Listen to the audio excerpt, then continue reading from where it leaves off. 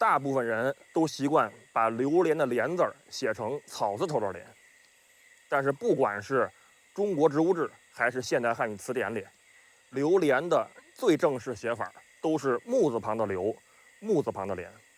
这提醒我们，榴莲是一种树。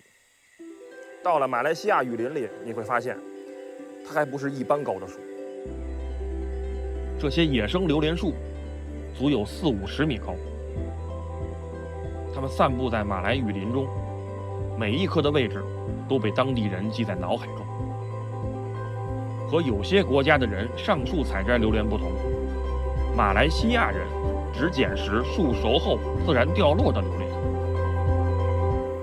中国人对榴莲的一大印象就是臭，但是只要你闻过新鲜的榴莲，就会改变这个印象。一点都不臭，特别的清香，而且离它越近，这种香水味儿就越浓。